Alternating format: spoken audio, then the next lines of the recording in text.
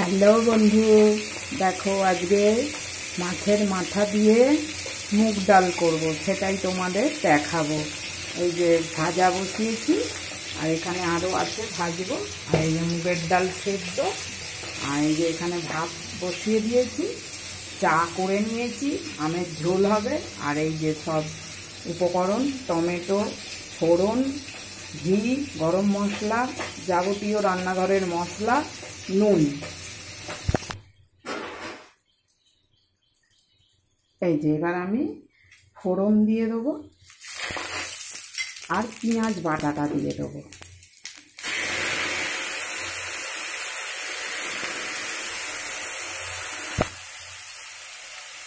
দেখো, এটা টমেটোগুলো দিয়ে দেবো, কারণ যেহেতু বাটা নয় তো টমেটোটা দিয়ে দেবো। এই যে দেখেছো, ভাজা ভাজা হয়ে গেছে। এইবার আমি যত মশলা নিয়েছি সব মশলাগুলো দিয়ে দেবো। এই যে রান্নাঘরে যা মশলা আছে সব দিয়ে দেবে। যেহেতু গুঁড়ো মশলা দিয়েছি, দেখো একটু জলও দিলাম।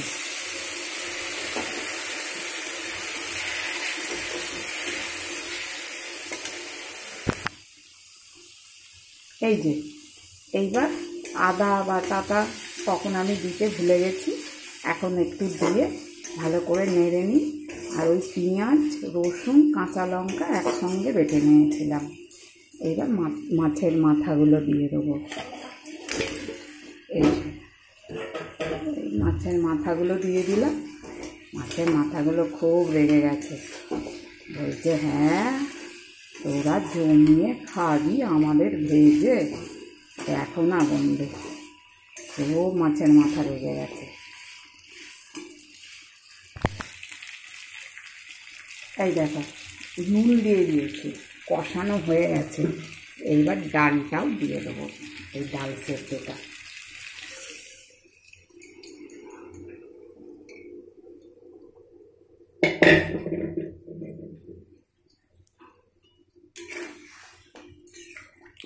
এবার দম বাড়িয়ে দেবো।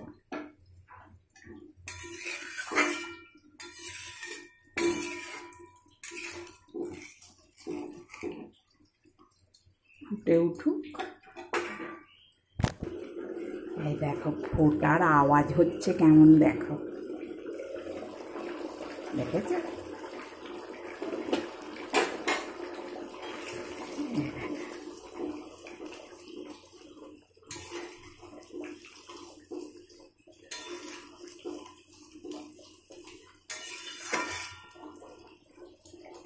এবার এতে ঘি দেবো, গুঁড়ো গরম মশলা দেবো।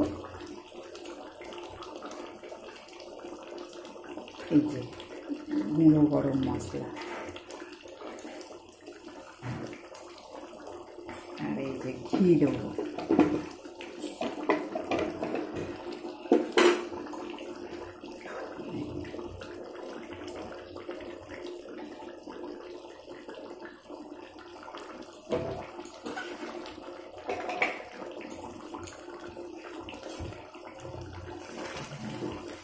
এই দেখো, আর একটু ফুটুক।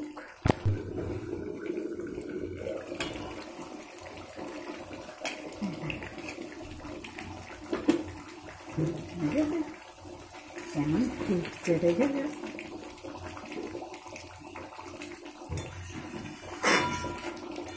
এবার এই টমেটোগুলো সেদ্ধ হয়ে গেছে, টমেটোগুলোকে গেলে গেলে দেবো। এইগুলোকে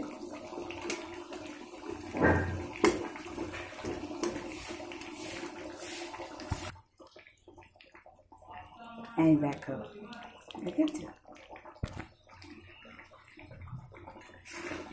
এই যে দেখো, হয়ে গেছে।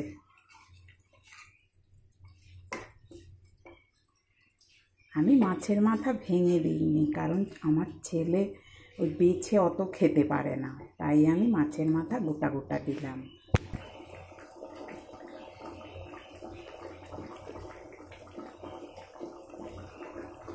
নামিয়ে নেবো। দেখো হয়ে গেছে, পাশ দিয়ে কেমন তেল ছেড়ে দিয়েছে, দেখেছো? তাই দেখো। এবার হয়ে গেছে, খুব সুন্দর গন্ধও বেরোচ্ছে। এই যে দেখেছো, এবার নামিয়ে দেবো।